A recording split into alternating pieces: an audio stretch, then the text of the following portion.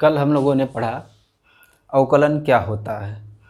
आज हम उसके उपयोग पढ़ेंगे जो फिजिक्स में यूज होता है। जो भी उपयोग है यूपी बोर्ड या कोई भी बोर्ड हो उसके बोर्ड एग्ज़ाम में ये बहुत कम उपयोग होता है, कहीं कहीं उपयोग होता है, पर जहाँ भी उपयोग होता है नहीं पढ़े हैं पहले से तो समझ में नहीं आ सकता है। कंपटीशन में बहुत ज़्यादा उपयोग होता है कि किसी भी चीज़ का अधिकतम मान और न्यूनतम मान क्या होगा। ये मैक्सिमा और मिनिमा में उपयोग करते हैं। उसके पहले एक बार रिकॉल करते हैं कि होता क्या है। जैसे y बराबर एफ एक्स है, मतलब y x का फलन है, x बदलेगा तो y बदलेगा।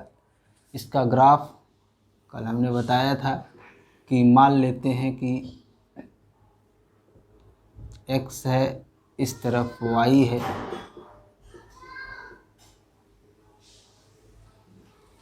इस तरह से वेरिएबल ग्राफ मिलता है। आज थोड़ा सा अंतर हम करेंगे ग्राफ में। मान लीजिए इस तरह से ग्राफ इसका मिलता है। तो किसी भी पॉइंट पर, जैसे ये पॉइंट है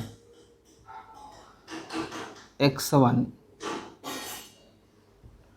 इस पर इसकी वैल्यू होगी f(x1), जो भी दिया रहेगा उसमें f(x1) रख दीजिए। dy/dx क्या होता है? डेल्टा y अपान डेल्टा x, तब जब डेल्टा x बहुत क्या हो, छोटा हो। ये कल निकालना हम बताए हैं। डेल्टा y का मतलब y2 - y1, y के मान में परिवर्तन, और डेल्टा x मतलब x के मान में डेल्टा x वृद्धि करने पर। इस बात को हमेशा याद रखेंगे। इसमें जो dx है या डेल्टा x है ये इतना बढ़ाया जाता है।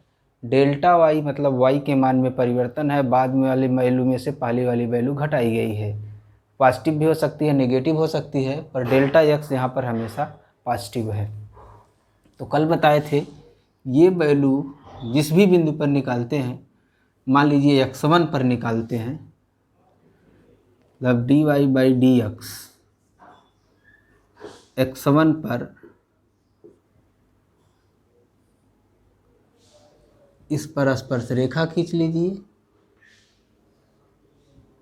यहाँ का एंगल अगर थीटा है, x1 पर बिंदु P, ये पॉइंट मान लीजिए क्या है, P है।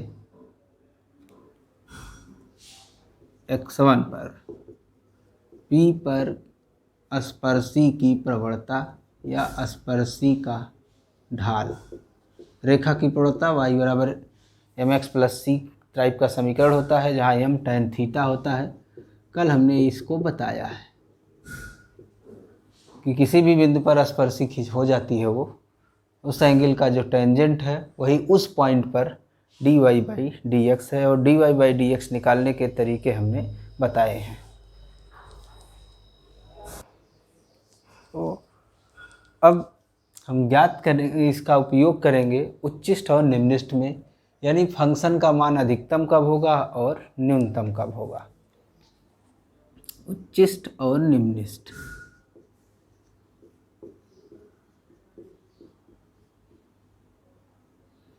निम्निष्ट, मैक्सिमा एंड मिनिमा।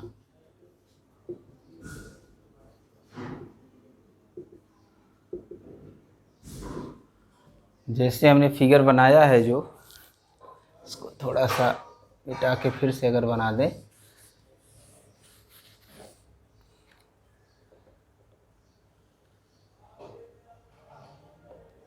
इस तरह से, तो दिख रहा होगा ये यहाँ पर अधिकतम है, ये पॉइंट मान लीजिए x1 है। यहाँ पर ये न्यूनतम है, ये पॉइंट मान लीजिए x2 है। ये कई जगह पर अधिकतम और न्यूनतम हो सकता है, या एक ही जगह पर अधिकतम या एक उस पर न्यूनतम हो सकता है। तो पता कैसे करेंगे कि किस बिंदु पर ये अधिकतम है और किस बिंदु पर न्यूनतम है, ये ज्ञात करने के लिए अब इस पॉइंट पर dy/dx क्या होगा, इस पॉइंट पर dy/dx क्या होगा देखेंगे। यहाँ पर अगर हम स्पर्श रेखा खींचते हैं, इसके पहले जो हमने बताया, मतलब ये है, ये न्यून कोण है, इस तरफ अगर स्पर्श रेखा खींचते हैं, ये हमारा अधिक कोण है, दिख रहा है। tan थीटा का मान न्यून कोण के लिए धनात्मक, अधिक कोण के लिए ऋणात्मक, यानी इस बिंदु के इस तरफ tan थीटा धनात्मक है और इस तरफ ऋणात्मक है। मतलब dy बाई dx का मान इस तरफ पॉजिटिव है और इस तरफ निगेटिव है, जिस पॉइंट पर वो अधिकतम है। यहाँ पर आएंगे,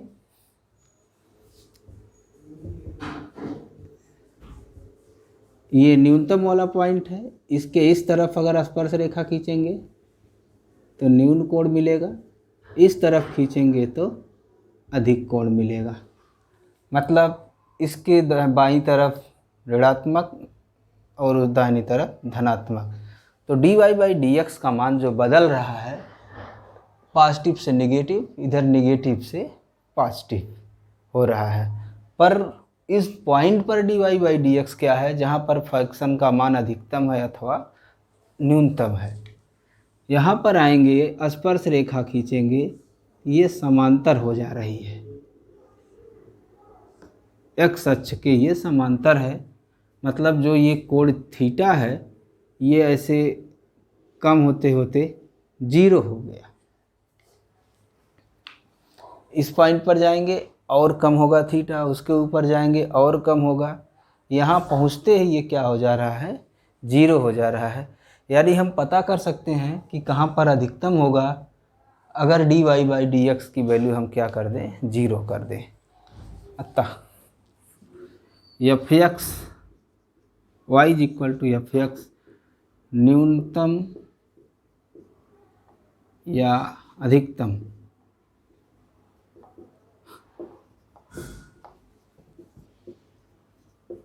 होता है यदि dy बाई dx ये क्या हो, 0 हो। यानी हम dy बाई dx निकाल लेंगे। dy बाई dx को f' लिखा जाता है। जैसे y बराबर fx है तो dy बाई dx को f' लिखा जाता है। एक बार डैक्स है, फर्स्ट डेरिवेटिव कहा जाता है। मतलब fx का एक बार अवकलन किया गया है x के सापेक्ष, अधिकतम होता है अगर ऐसा होगा। मतलब ये कर देने से हम सिर्फ ये जान पाएंगे कि किन बिंदुओं पर फलन का मान अधिकतम है और किन बिंदुओं पर उस फलन का मान न्यूनतम है। अब कैसे पता करेंगे कि अधिकतम है अथवा न्यूनतम है? तो हमने बताया dy बाई dx उसके पहले पॉजिटिव होगा, बाद में नेगेटिव होगा, तो वो उस पॉइंट पर अधिकतम होगा। इस पॉइंट के पहले नेगेटिव है, बाद में पॉजिटिव है। यानी अब हम ये निकाल लेंगे कि dy बाई dx किस तरह से बदल रहा है, यानी ये f' किस तरह से बदल रहा है। एक बार और डिफ्रेंशिएट कर देंगे। d dx of fx f' मतलब जो आएगा dy बाई dx का मान, ये क्या होगा, f' इस पॉइंट पर इस तरफ dy बाई dx पॉजिटिव है और इस तरफ निगेटिव है। तो निगेटिव में से पॉजिटिव घटाएंगे तो नेगेटिव आएगा। मतलब ये वैल्यू क्या आती है, नेगेटिव। तो fx क्या होगा, अधिकतम। जस्ट इसका उल्टा d dx ऑफ f' अगर पॉजिटिव आएगा, मतलब x के साथ f' किस तरह से बदल रहा है। f' यहाँ निगेटिव से पॉजिटिव आ रहा है, पॉजिटिव में से निगेटिव घटाएंगे। परिवर्तन का मतलब बाद वाले में से पहले वाला घटाया जाए। तो बाद वाले में से पहला वाला घटाएंगे, बाद वाला पॉजिटिव था, पहले वाला dy बाई dx नेगेटिव था, घटाएंगे तो पॉजिटिव आएगा।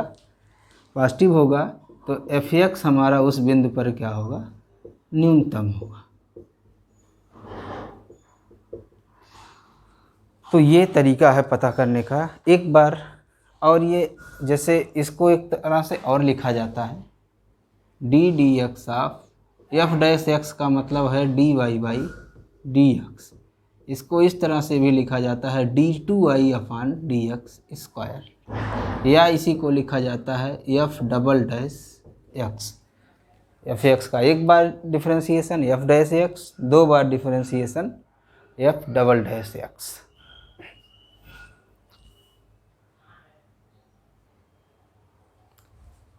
एक उदाहरण हमने लिखा है F X X cube minus 9x square plus 24x minus 12।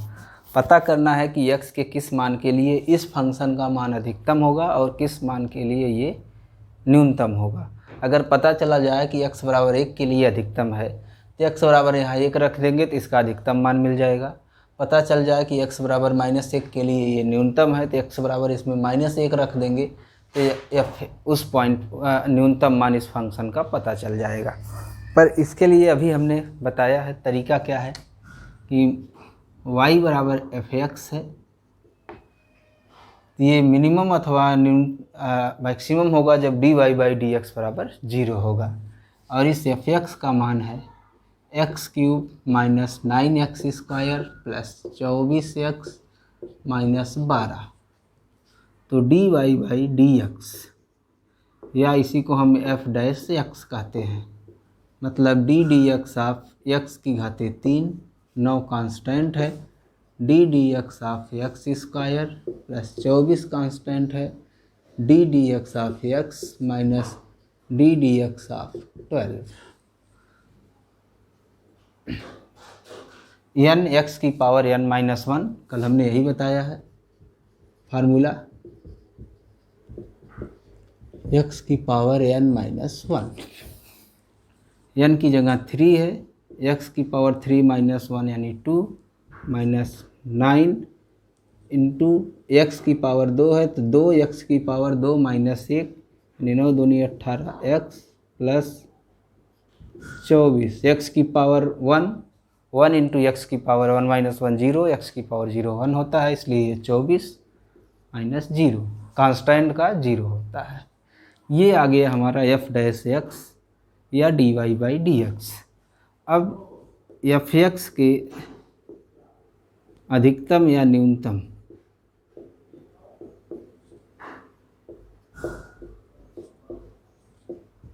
के लिए d y by d x बराबर 0 करना होगा, यानी एफ डैश एक्स बराबर हमको क्या करना होगा 0, यानी ये वैल्यू 0 कर दीजिए। -0 लिखने का कोई मतलब है नहीं, लिख दे दिया गया, कोई बात नहीं। यानी this implies 3x square minus 18x plus 24 is equal to 0। अब 24 तियाँ 72, इसका गुणनखंड कर लेंगे, बहुत आसान। वैसे दिख रहा है कि ये 3 से कट जाएगा। This implies x square minus 6x plus 8 is equal to 0। बहुत आसान है, 4 दूनी 8, x square minus 4x minus 2x plus 8 equal to 0। यहाँ x कॉमन है, x माइनस 4, यहाँ 2 कॉमन है -2, x माइनस 4 इक्वल टू 0, यानी x minus 4 x minus 2 equal to 0। This implies x is equal to 4 और x इज इक्वल टू 2, मतलब या तो यह 0 होगा या तो यह 0 होगा। ये 0 होगा तो x बराबर 4 आएगा, यह 0 होगा तो x बराबर 2 आएगा। यानी हमको 2 वैल्यू पता हो गई जिस पर किसी एक पर अधिकतम होगा, किसी एक पर ये न्यूनतम होगा। उसके लिए इसको एक बार और डिफ्रेंशिएट करना पड़ेगा, यानी हमको जो भी एक बार करके आया है उसका दोबारा अवकलन करना पड़ेगा।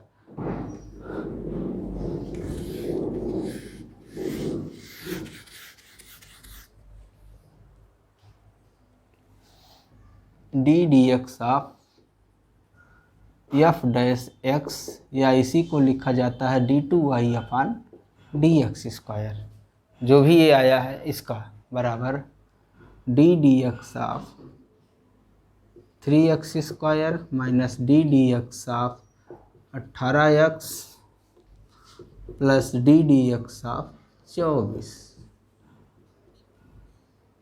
3 कांस्टेंट है और 2 x पावर 2 माइनस 1 1, यानी ये 6x माइनस 18 आएगा प्लस 0। ये हमारी वैल्यू आ गई। हमारे पास दो मान है, x बराबर 2 और x बराबर 4। पता करना है किसके लिए अधिकतम है, किसके लिए न्यूनतम।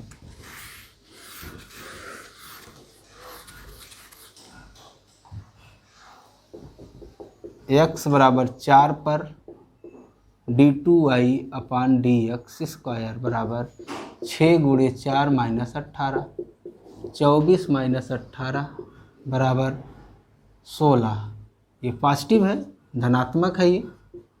दिस इम्प्लाइज x बराबर 4 पर एफ एक्स क्या होगा, न्यूनतम होता। दूसरे पर अपने आप अधिकतम होगा, करके भी देख सकते हैं। x बराबर 2 के लिए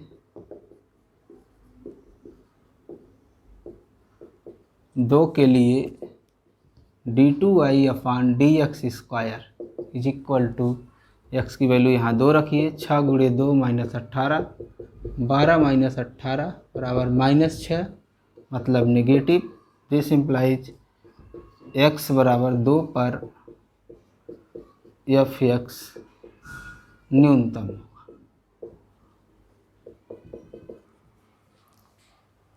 तो इस तरह से हमारे पास जो प्रक्रिया है वो यही है कि हम पहले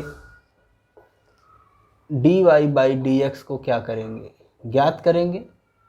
फिर dy बाई डी एक्स को हम क्या करेंगे, 0 के बराबर करेंगे, हल करेंगे, पता कर लेंगे कहाँ पर अधिकतम होगा अथवा न्यूनतम होगा। फिर एक जो भी ये आया रहेगा यहाँ पर, उसका एक बार और अवकलन करेंगे। फिर उसमें जिन पर ये 0 मिला है उसको रख के चेक करेंगे कि उसकी वैल्यू धनात्मक आ रही है कि अथवा ऋणात्मक आ रही है। बस इतना करना है। और इसका उपयोग कॉम्पिटिटिव एग्ज़ाम के क्वेश्चंस में बहुत होता है। यूपी बोर्ड में भी कहीं कहीं होता है, 11th में भी कहीं होगा, 12th में भी कहीं पर होगा। जहाँ भी होगा इसका उपयोग किया जाएगा।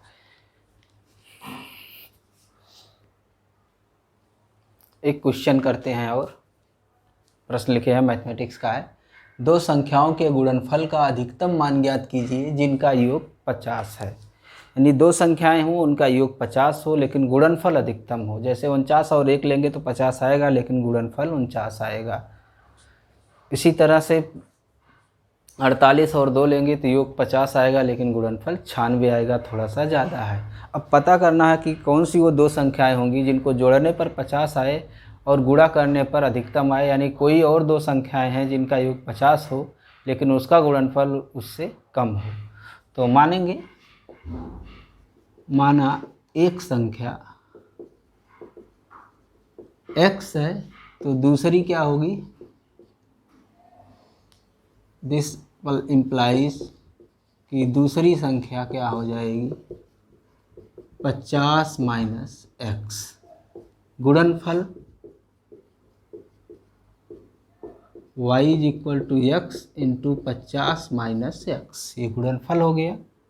हम 50x माइनस एक्स स्क्वायर। अब यही पता करना है कि y किस x के मान के लिए अधिकतम होगा। गुणनफल हमारा y है। dy by d x D X of 50x minus D X of X square. 50 बाहर करिए, D x upon D x 1 होगा, इसका वैल्यू 2x आएगा। चूँकि हमको दोबारा डिफ्रेंसिएशन करना ही पड़ता है ऐसे प्रश्नों में, इसलिए दोनों एक ही बार कर लिया करिए। फर्स्ट होना दीजिए,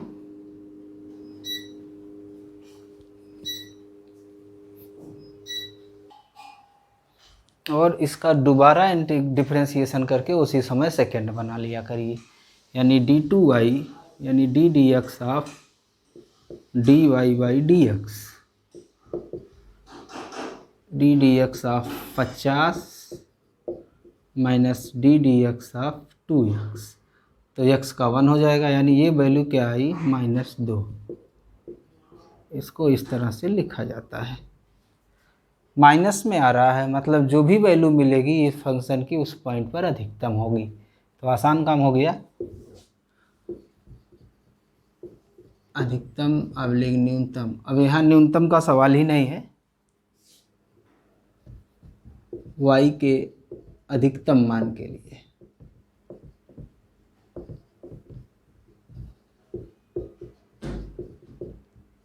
dy/dx बराबर 0, ये इसीलिए हम अधिकतम या न्यूनतम ही लिखते हैं, बशर्ते ये सेकेंड दोबारा करने पर ये निगेटिव आ रहा है, मतलब जिस पर भी हम 0 करेंगे उस पर वो अधिकतम होगा, न्यूनतम नहीं होगा। इसको 0 कर दीजिए। 50 - 2x बराबर 0, यानी 2x बराबर 50, x बराबर 25, यानी x बराबर 25 रखेंगे तो गुणनफल अधिकतम होगा। अतः अधिकतम गुणनफल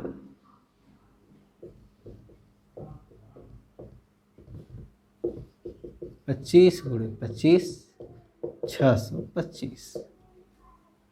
आधी अगर उस संख्या की वैल्यू ले ली जाए, उसमें गुणा किया जाए फिर उसी संख्या का, तो जो गुणनफल, यानी दो संख्याएं यही हैं 25 और 25, जिनका गुणनफल अधिकतम होगा, यानी योग 50 होगा और गुणनफल अधिकतम होगा।